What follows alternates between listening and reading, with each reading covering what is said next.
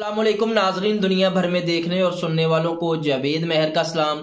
नाजरीन, आजकल अदलिया पे चढ़ाई है पीडीएम की, और इस हवाले से उनसे जो हो पा रहा है, जितनी वो कोशिश कर रहे हैं और जिस तरह से वो जजेस को अंडर प्रेशर करने की कोशिश कर रहे हैं, वो भी किसी से ढकी छुपी बात नहीं है। और आज इसका तज़किरा जनाब मोहतरम शहबाज शरीफ साहब ने भी अपने खिताब में किया, और उन्होंने भी अपनी मर्जी से जजेस के फैसले की तशरीह करने की कोशिश की और कहा कि जी जनाब, जो फैसला अदालत ने पंजाब और केपी के हवाले से दिया था वो 4-3 से दिया था। तो ये हमारे मुल्क के प्राइम मिनिस्टर की भी हालत है कि वो माइनॉरिटी फैसले को मेजॉरिटी फैसला करार देने की कोशिश कर रहे हैं। और आज उन्होंने बड़ी बुलंदोबाग तकरीर की, हाथ इधर हिलाना उधर हिलाना। लेकिन एक बात याद रखिएगा, ये सारी आप इनकी तकरीर देख लें, इसमें एक चीज वाज़ेह है, बौखलाहट। जब इंसान शिकस्त खा जाता है, उसको कुछ समझ नहीं आ रहा होता, उसके जितने भी एक्टिविटीज हैं और जो जो चालें वो चलना चाह रहा होता है वो फेल हो जाती हैं, तो उस वक्त जाके वो इस तरह की तकरीर करता है और इस तरह की बातें करता है जहां पे वो समझता है कि शिकस्त सामने खड़ी है।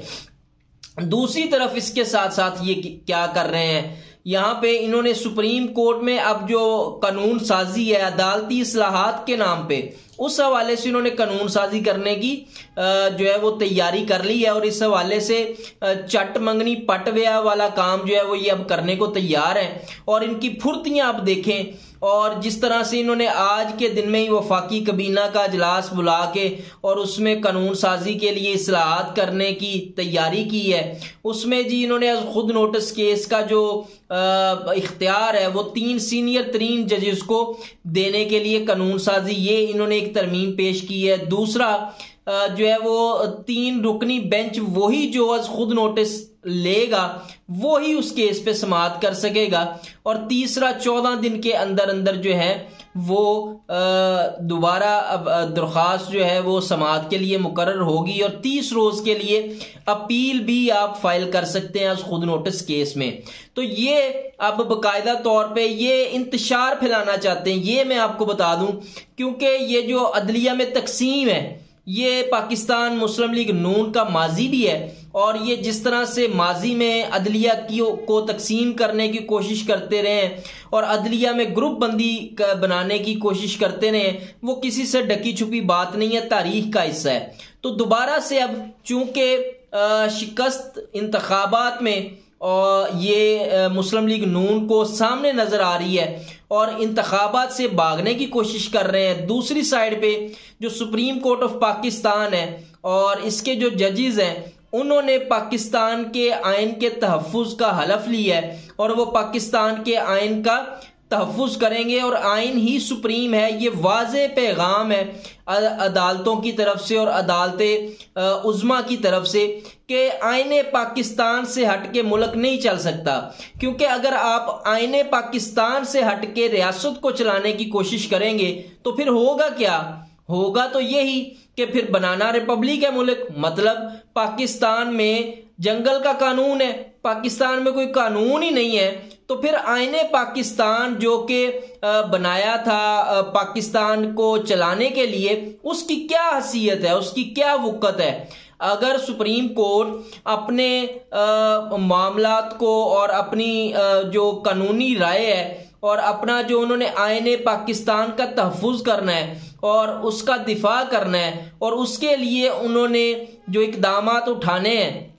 और जो चीजें उनके सामने आ रही हैं, उन्होंने आइन और कानून को मद्देनजर रखते हुए फैसले देना है। लेकिन यहाँ पे पीडीएम की जो ख्वाहिश है, स्पेशली मुस्लिम लीग नून की जो ख्वाहिश है वो ये है कि आइन और कानून जाए भाड़ में, आइन और कानून पड़ा रहे एक साइड पे, हमें फेवर मिलनी चाहिए, वो जिस तरह से भी मिले। क्योंकि आप इनके बयानात देख लें, क्योंकि इनका वजूद खतरे में है, तो अब ये किसी भी हद तक जाने के लिए तैयार हैं। ये सुप्रीम कोर्ट को भी नहीं छोड़ेंगे और सुप्रीम कोर्ट के जो इन्होंने कानून साजी की कोशिश की है और तैयारी की है करने की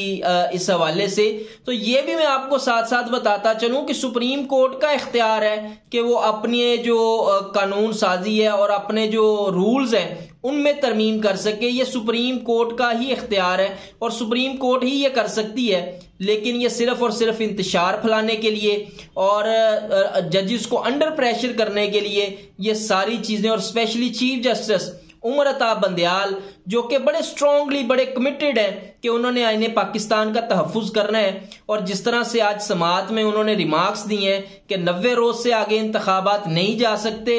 इलेक्शन कमीशन जो है वो डेट तब्दील नहीं कर सकता सदर मुमलिकत की जानिब से जो दी गई है। आर्म फोर्सेस जो हैं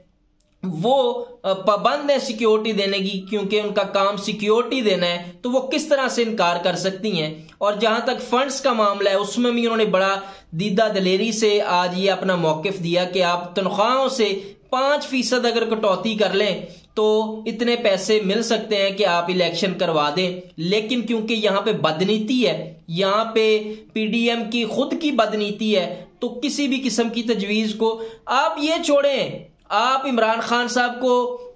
साहब एक टेलीथॉन कर लें तो वो इतने पैसे इकट्ठे कर लेंगे इलेक्शन कराने के नाम पे, ये मैं गारंटी करता हूं। पीडीएम हामी भरे, इमरान खान साहब टेलीथॉन करेंगे और इतना पैसा इकट्ठा कर लेंगे कि इलेक्शन हो सके। लेकिन यहां पे पीडीएम की बदनीति है, इसलिए वो किसी भी बात को मानने को तैयार नहीं है। और दूसरी तरफ इलेक्शन कमीशन जो है